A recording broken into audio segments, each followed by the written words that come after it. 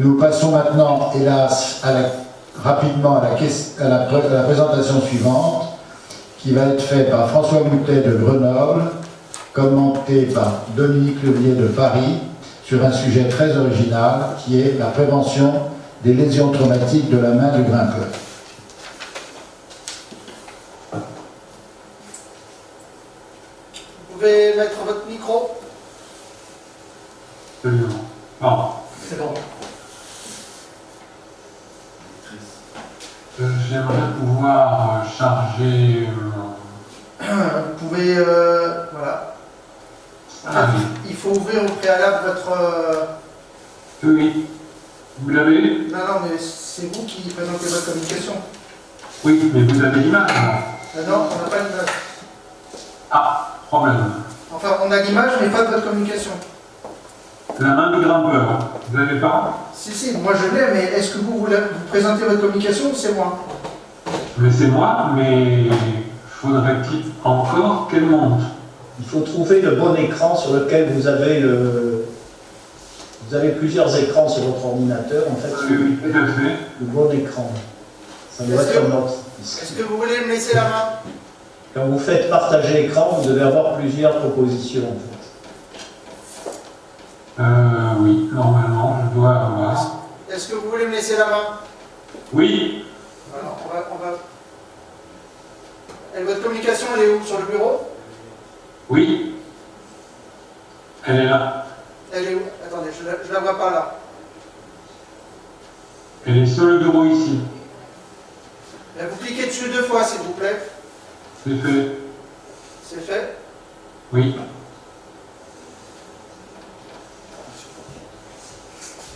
Vous l'avez? Non, je vous redonne la main. C'est bon? Non, je vous redonne la main. Cliquez 2 fois sur votre communication. C'est un fichier PowerPoint ou c'est un fichier PDF? PowerPoint. Alors cliquez dessus 2 fois. Vous, Mais dans mon écran? dans votre écran. Dans votre écran de Zoom.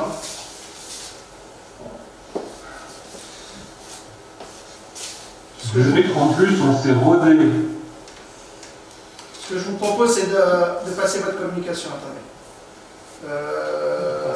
Main du grimpeur. C'est moi, Nouveau partage. j'ai le PDF si vous voulez. Est-ce que je vous lance le PDF? Voilà. Là, c'est bon. Non. Si vous avez... Non, mais là, vous l'avez. Alors, main du grimpeur, je le vois là. Cliquez 2 fois dessus. Voilà, c'est parfait. Merci. Après, vous retournez sur Zoom. Vous recliquez sur le petit picto Zoom en bas. Sur le petit picto Zoom, voilà. Oui. Vous recliquez dessus, voilà, c'est parfait. Voilà. Allez-y. Et là, vous sélectionnez votre communication qui est derrière la première fenêtre. Voilà, vous resélectionnez cette, voilà, vous lancez le diaporama, c'est parfait. Merci. Bon, je suis désolé, on s'avait pourtant testé, et ça avait marché. Impeccable, bravo, merci. Le modérateur, le secrétaire général, je vous remercie de l'occasion qui m'est donnée de vous exposer un sujet qui peut paraître tout à fait anecdotique.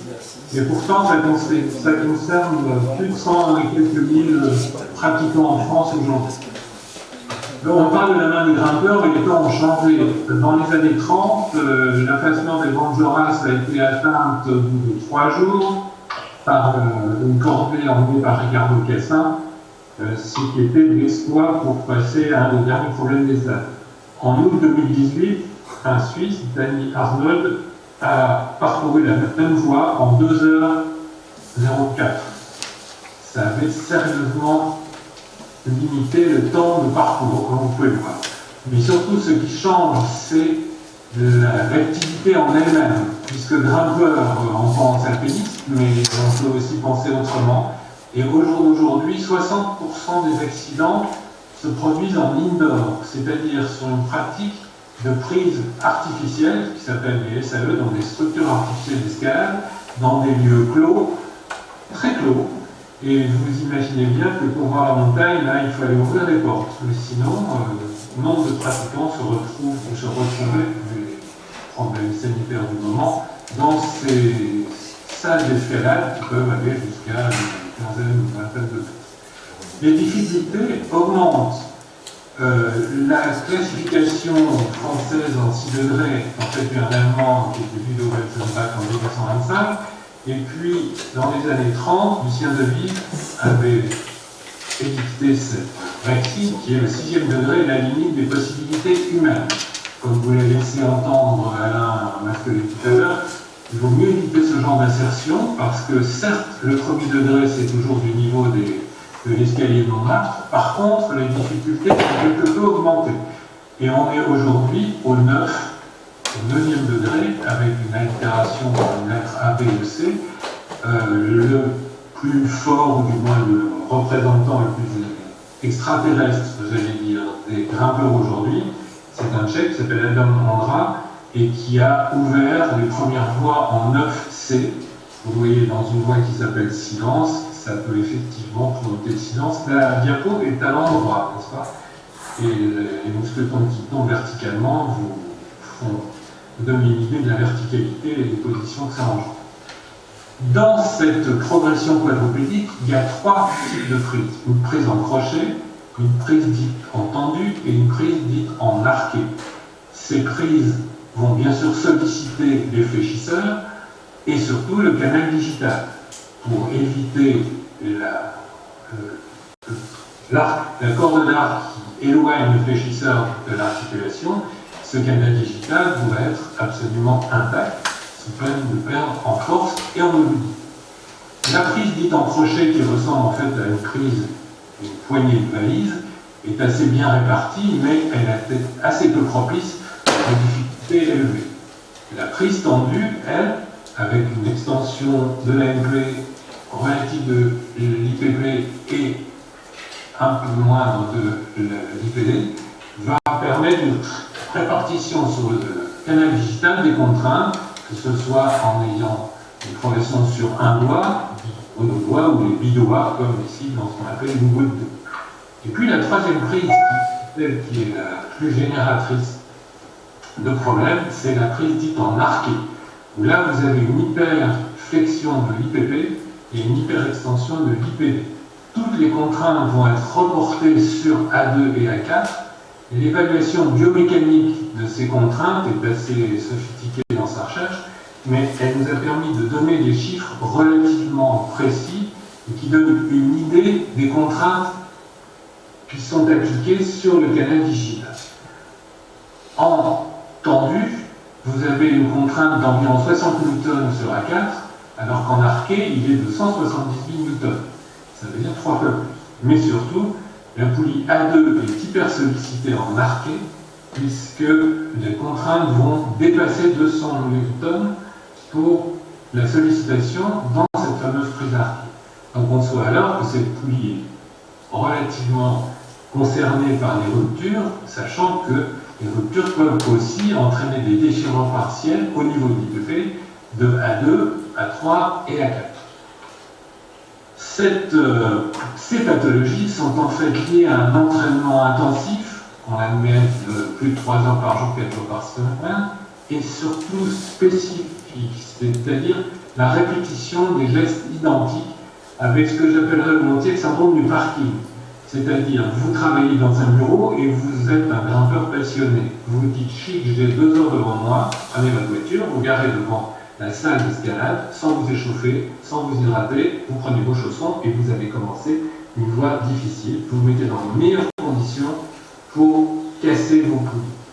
Il est évident que ces endroits, comme je vous le disais, qui sont pour le moins clos, c'est le moins qu'on puisse dire, ont vu leur fréquentation diminuer sérieusement depuis la pandémie. Mais ils reprendront sans aucun doute dès que cela sera possible. Cliniquement, le tableau est assez stéréotypé. Il y a une douleur au niveau de la poulie incriminée, donc des douleurs qui irradient un peu latéralement, et une force de serrage avec un déficit d'extension frontale. Un claquement, mais un véritable claque, est audible par celui qui assure quelques mètres plus bas, que ce soit en extérieur ou en intérieur, la symptomatologie est la même. Le claque est vraiment perceptible et audible dans 3 quarts d'heure. Pour la raison qu'on a vue précédemment, c'est la poulie A2 et du 4e doigt qui est la plus souvent atteinte dans les 3 quarts des cas Donc cette poulie à 2 paye un lourd tribut en laissant apercevoir l'effet corde d'arc, comme sur cette flexion contrariée du 4e doigt, où l'on voit le tendon qui vient saillir et se plaquer contre la peau dans le mouvement de main. L'examen par imagerie est assez parlant en général quand il y a un doute clinique. Cet examen, il faut insister sur le fait qu'il doit être fait en position arquée et bilatérale, en comparant au doigt sain voisin. Par contre, le scanner est beaucoup plus simple à avoir qu'une IRM et les informations rendues sont les mêmes, c'est noir et blanc ou blanc et noir.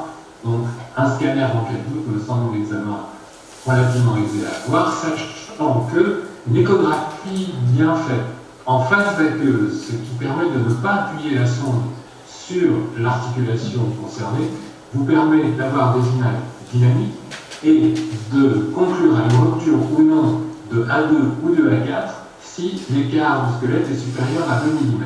Il faut bien se souvenir que la poulie A3, elle, est mobile avec l'impact amer de l'IPP et donc son écartement en quelque sorte n'est pas significatif.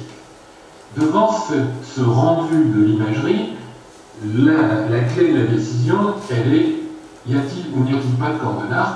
Va-t-on opérer ou ne va-t-on pas opérer? S'il y a une corde d'arc avec une rupture complète, normalement, c'est une chirurgie. Nous verrons que c'est une chirurgie sous condition. S'il n'y a aucune corde d'arc, le traitement peut être conservateur et ça va être une orthèse. Si le doute est toujours de mise, à ce moment-là, on peut passer au scanner, à l'IRM ou à l'échographie, avec rupture chirurgie, sans rupture orthèse. Le traitement conservateur, donc le traitement par orthèse de ces ruptures sans corde d'arc ou avec très faible corde d'arc, est un traitement basé sur le repos, ce qui n'est pas du tout facile d'obtenir chez les grimpeurs, en particulier chez les compétiteurs, bien entendu, qui vous diront, mais moi je mets du strapal autour de mes doigts et je me protège mes poulies. Pas du tout, le strapal ne résiste pas à 200 newtons, comme vous pouvez bien l'imaginer. Donc c'est un repos complet, sans traction sur les doigts, aucun doigt, parce que dire que je peux tracter, mais je ne me sers pas mon 4e doigt, est alors complet.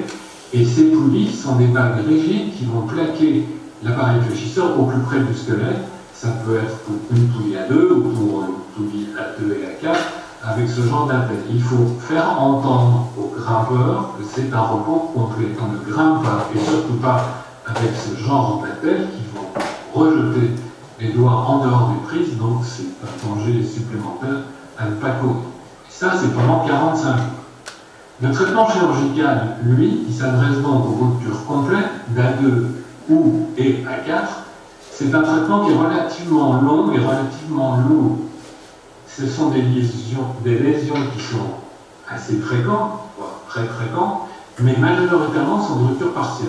La reconstruction chirurgicale, et là il faut insister, à notre sens, elle est indiquée seulement pour des ruptures complètes chez des grimpeurs de bon, voire de très bon niveau. C'est-à-dire, si vous vous souvenez du 1er au 9e degré, des gens qui sont 7B ou 7C, donc pratiquement 8, à vue. À vue, ça veut dire sans avoir travaillé la voie auparavant. Qui découvre, il se lance dans la voie en 8. C'est un niveau qui est déjà très très sérieux. Un autre problème est celui du délai. Quand faut-il réparer ces poulies lorsqu'on les réparait chirurgicalement? Depuis 30 ans, jusqu'à, on va dire, une dizaine d'années, les délais pour voir ces patients étaient relativement longs. On les voyait rarement avant 15 jours, 3 semaines. Dans quel cas, la chirurgie avait recours à une reconstruction de poulie. On peut, si on voit le patient suffisamment tôt, et André Gay de Marseille a fait un papier là-dessus intéressant il y a quelques mois, essayer, voir si le matériel en place permet de réparer directement la poulie. Mais en général, la poulie est rétractée, déchirée et inutilisable. Nous utilisons la technique de Lister, c'est-à-dire qu'on prend le ligament rétinaculaire des extenseurs pour prendre un greffon qui est soulevé, resséqué en milieu de ligament annulaire, ce qui n'entraîne aucune conséquence biomécanique sur la flexion l'extension des la fonction du poignet avec l'extension des doigts. ce greffon est fixé aux berges de la poulie rompue, au ras de l'os en général, et ça se passe sans difficulté en premier abord, sauf que si le côté de l'aile, le moignon de poulie du côté de l'aile est facile à atteindre, le côté de l'opérateur l'est beaucoup moins, puisque pour plaquer l'appareil fléchisseur au plus près du squelette, vous devez faire votre suture sur un doigt relativement fléchi. Donc l'abord, la vision du canal digital avec sa greffe de poulie est relativement étroit et il faut être bien aidé si on veut réaliser une suture qui soit vraiment mécaniquement efficace. Quel que soit le type de technique de réparation, il faut protéger cette greffe de poulie et l'appareillage et la rééducation font partie intégrante du traitement. Comme je vous le disais précédemment, c'est relativement lourd. L'attelle met le poignet à 30-40 degrés de flexion, l'AMP à 80-90, et ça fait partie intégrante du traitement pendant 45 jours. Les 45 premiers jours sont sous cette protection relativement lourde d'une orthèse longue et un peu gênante. Au bout de 90 jours, c'est-à-dire 3 mois plus tard, la reprise douce et progressive est tout à fait possible, mais en respectant des règles toutes bêtes de sportifs de haut niveau en tout cas. Ils doivent s'hydrater, s'étirer, s'échauffer. Le strapping est à éviter, donc ces fameux strapales qui ne servent finalement qu'à être anxiolytique de grimpeur, et éviter, et ça c'est un vœu pieux, le spécifique, c'est-à-dire répéter exactement le même mouvement de façon très répétée. Le syndrome du parking, comme je vous le disais tout à l'heure, est redoutable. Il faut vraiment que le grimpeur apprenne à s'échauffer, à s'étirer avant de se lancer en sortie de bureau, comme je le disais, dans son activité favorable. Moyennant quoi, en respectant ces conseils sur les indications opératoires, on obtient des résultats qui sont bons, puisque 80% des patients de haut niveau retrouvent leur niveau antérieur et près de la moitié continuent à progresser. La satisfaction globale est bonne, puisque 80% des grimpeurs se disent satisfaits. Les compétiteurs sont vraiment à surveiller de très près. Et d'autant plus que la compétition commence de plus en plus tôt. Et on retrouve à l'heure actuelle des décollements épiphysaires de la base de P2 chez des enfants qui pratiquent l'escalade de façon un petit peu violente. La récupération se fait, mais c'est relativement long, puisque vous avez là l'évolution sur une année, et il faut vraiment essayer d'obtenir l'explosion des tractions fortes, et notamment ce qu'on appelle le campus ball, c'est-à-dire ces planches qui travaillent uniquement la force des doigts sans l'aide des pieds, qui sont relativement délétères. C'est d'autant plus important de savoir que vous avez des enfants très jeunes qui atteignent un niveau absolument incroyable. Et vous avez cet enfant qui a 12 ans passé du 8C. Je vous rappelle que le niveau le plus fort aujourd'hui c'est 9C, donc c'est un degré au-dessus. Mais à 12 ans, c'est vrai que le rapport poids-puissance est favorable, mais quand même c'est assez impressionnant. Il faut dire que papa et maman étaient des champions du monde tous les deux, ça aide peut-être dans l'éducation. Mais ce ne sont pas seulement ces lésions des poulies que l'on retrouve chez le grimpeur. Il y a les modifications morphologiques au niveau des IPP, qui sont souvent globuleuses, augmentées de volume. Ceci correspond à une tendance à des micro-ruptures capsulo-ligamentaires des IPP, avec donc des micro-cicatrices répétées qui font un tissu cicatriciel et qui occupent un certain volume. Nombreux de ces grimpeurs n'ont pas une extension digitale complète par l'espèce de flessum fibreux qui a été généré. Radiographiquement, on retrouve des épaississements corticaux et des diverticules de traction au niveau des insertions des poulies, c'est assez classique, sans conséquences très particulières. L'hyperkératose est très fréquente en périinguinale et au niveau des doigts et des pulpes. La magnésie, donc, qui est utilisée de façon frénétique, il faut le dire, est responsable de cet effet dessicant. Il y a aussi un blanchiment du biingual qui est plus fréquent et plus appuyé, enfin, plus important que chez le sujet sain, donc disons normale, mais qui n'a pas de conséquences ni sur la perception du froid, ni sur l'activité en elle. Un article suisse relativement récent insiste sur ce qui a l'air comme ça stupide, mais qui n'est pas totalement neutre chez des gens qui pratiquent essentiellement, voire uniquement en salle. Vous avez un risque d'inhalation de particules de magnésie et il recommande d'utiliser une magnésie liquide qui, en plus, a pour solvant le gel hydroalcoolique, ce qui est, par les temps qui courent, relativement fréquent. Un autre type de lésion chez le grimpeur, ce sont les gelures. Ceux qui font de l'alpinisme peuvent être victimes de gelures. Ces gelures ne sont pas uniquement dues à un effet thermométrique, il faut surtout ne pas oublier le wind chill effect, c'est-à-dire le vent qui va faire passer l'effet par exemple, de moins 15 degrés, qui en altitude pas froide, avec 60 km/h de vent, l'effet est celui de moins 30 degrés, ce qui commence déjà à faire beaucoup. Le regretté Emmanuel Cauchy avait classifié à Chamonix les gelures en 4 stades. Un stade 1 relativement mineur, un stade 2 qui ne dépasse pas le D, le stade 3 dépasse l'IPP et le stade 4 dépasse les MP.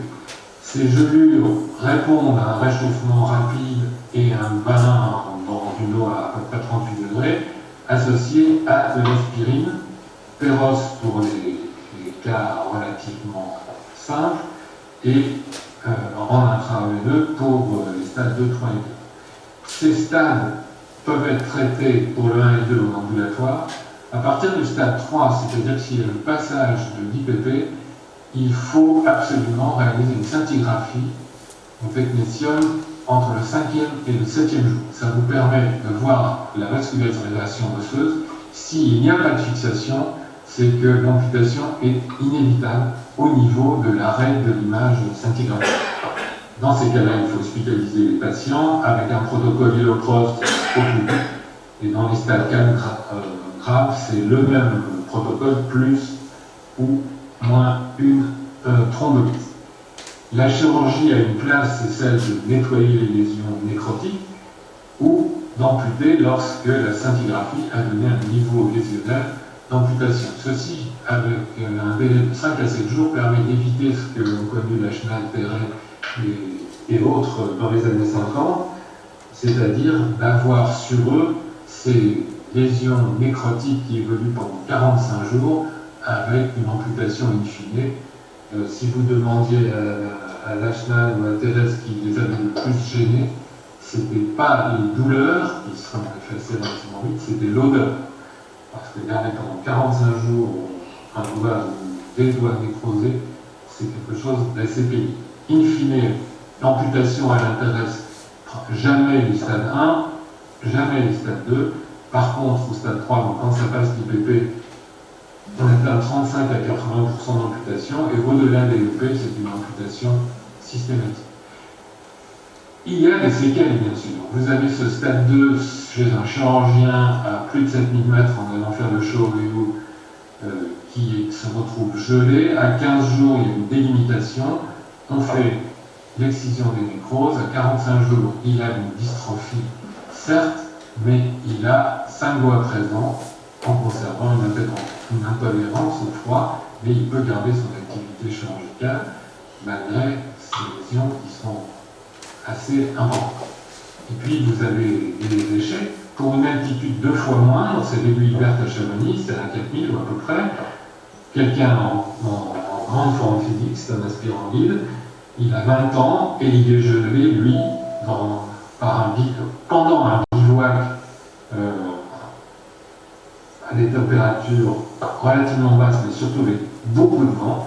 Il est retrouvé avec les 2 pieds et les 2 mains gelées, une hypothermie à 29 degrés.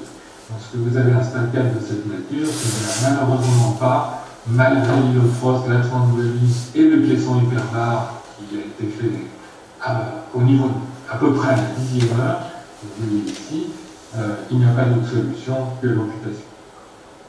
Enfin, lésions qui peuvent paraître aussi anecdotiques, vous avez entendu parler de cette pratique des cascades de glace qui a vu sa pratique révélé des arthrites de l'IPV parce que le piolet encre martelé, remartelé encore contre la glace, finit par user le gant se perfore et la peau, insensibilisée par le froid et les chocs répétés, est contaminée par une glace souvent assez, on va dire sale entre guillemets, et vous avez des arthrites qui sont survenus sur cette pratique de cascade de glace, d'où la transformation de l'outil, si l'on peut dire, qui est la création de ces piolets ergonomiques qui permettent d'éviter la percussion répétée du dos des IPV.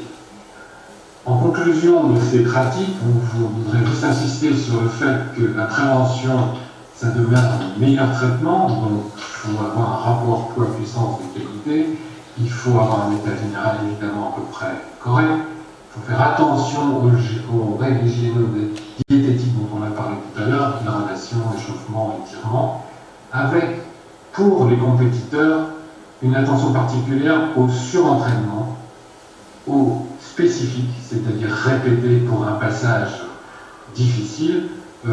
On aura à vous, dans l'ouverture de sa voie 9C, avoir répété un passage 78 fois.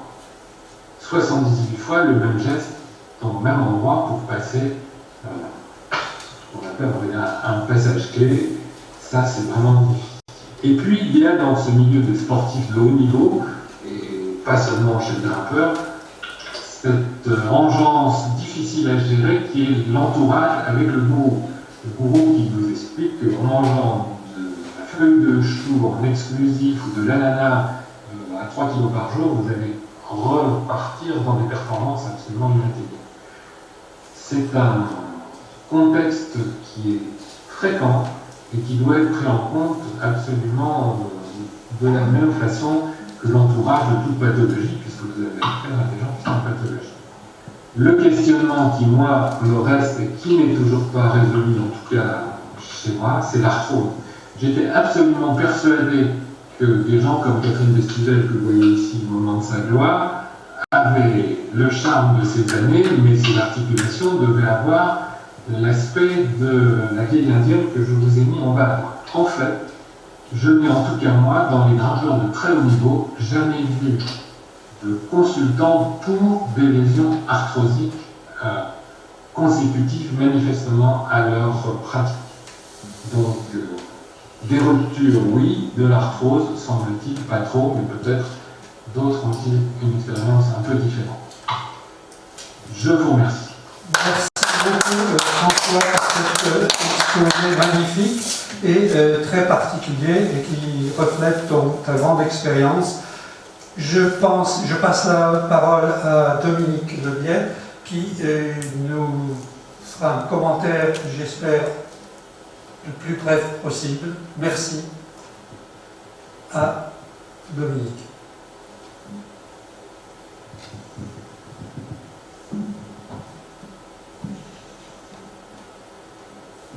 Ouvrir ton micro, Dominique. Il n'est pas ouvert. Ton micro, le petit icône en bas à gauche. Voilà. Ok.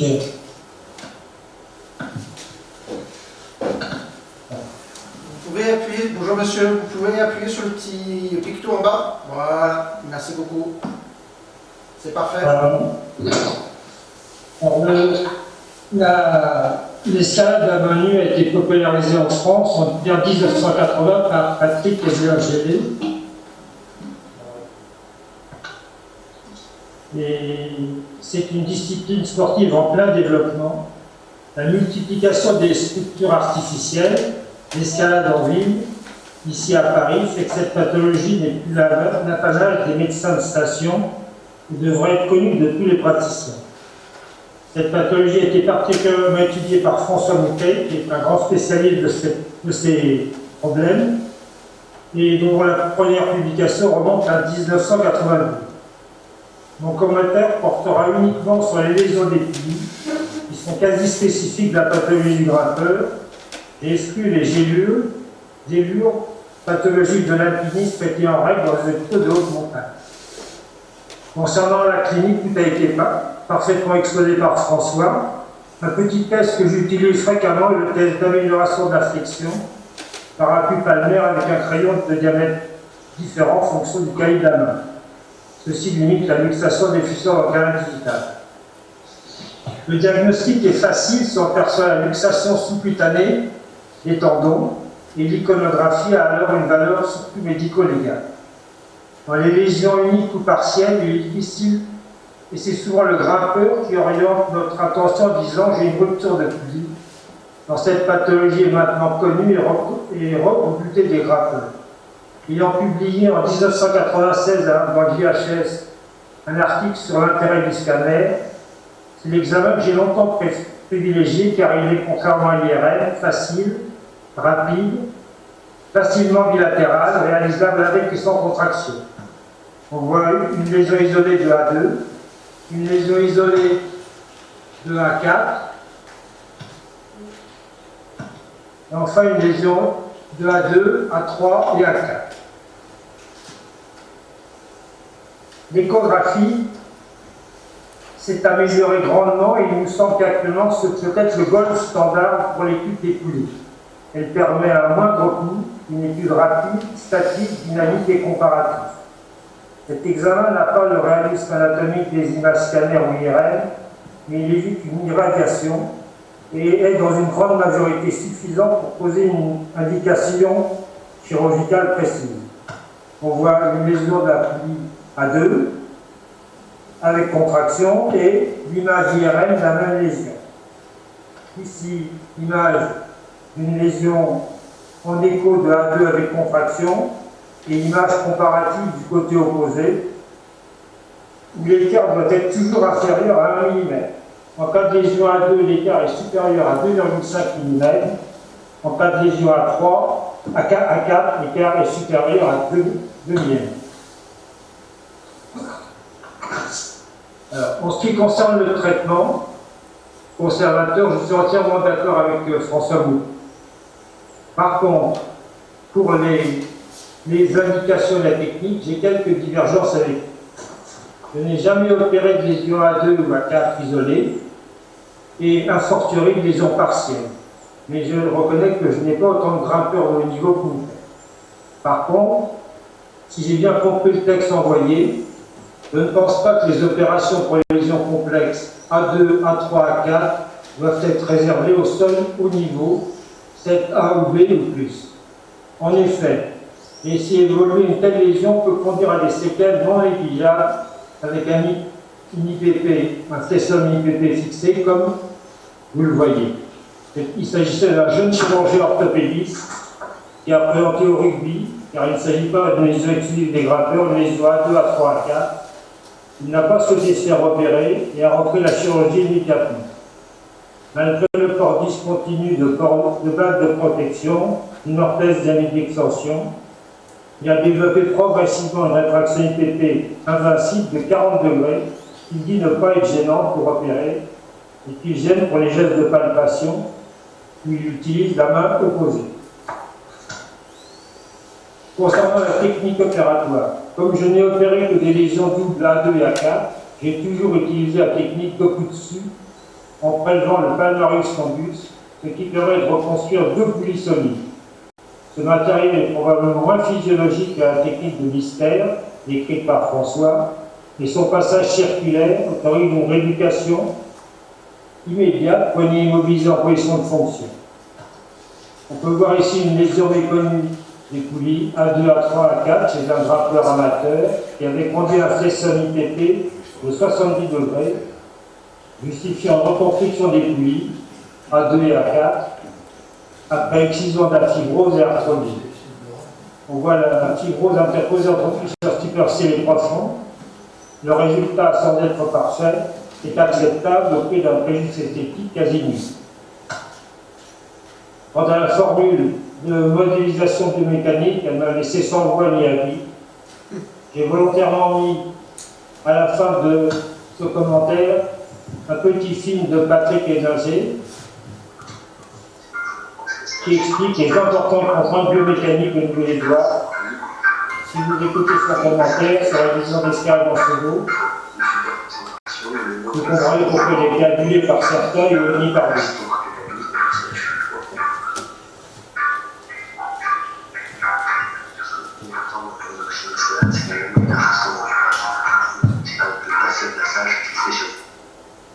Alors j'ai une seule question à poser à François Moutet. A-t-il réalisé lui-même des structures directes des poulies et au bout de quel délai? Utilise-t-il dans ce cas-là la technique de Capozzi qui consiste à faire glisser les deux fragments de poulie et il faut pour ça que la lésion soit oblique? Et récuse-t-il toujours les lésions complexes à 2 à 3 à 4 pour ne les réserve-t-il qu'aux grappeurs de haut niveau? Merci. François, merci Dominique. Alors, répondre. première. Pardon? Oui, vas-y. Première chose, Brièvement. les poulies complètement rompues chez des grimpeurs de haut niveau, isolées à 2 ou à 4, moi je les ai refaits. Toujours. C'est des compétiteurs de haut niveau. Chez un grimpeur du dimanche, une poulie rompue ne justifie pas, à mon avis, une chirurgie qui est assez longue dans sa récupération. Je n'ai jamais pu faire une suture directe de poulie rompue, toujours à l'ouverture, même dans des délais relativement courts, mais c'est au moins toujours une semaine, voire 10 jours. La poulie a des berges qui sont scléreuses, elle est effilochée, elle est non compétente et surtout la suture est de mauvaise qualité si on veut la fixer aux berges de son origine. Quand la rupture fait une espèce de capot, certains en faisant des réparations très précoces y arrivent. Là, moi personnellement, j'ai jamais fait. Par contre, je crois qu'on ne s'est pas très bien compris. S'il y a A2, A3, A4, il faut réparer absolument. Et la technique de Lister n'est pas faisable pour les 3 poulies. Donc A3, elle, on la néglige un peu parce qu'elle est mobile, mais A2 ou A4 peut être faite avec le ligament annulaire et après il faut faire une technique tunnel avec petit palmaire avec ce que l'on peut récupérer. Mais ces ruptures multiples, il faut les prendre en charge, ça c'est absolument évident. Et toi, tu as vu des accidents hautes de montagne, moi j'en ai quand même quelques-uns. Merci François, je pense que tu as bien répondu.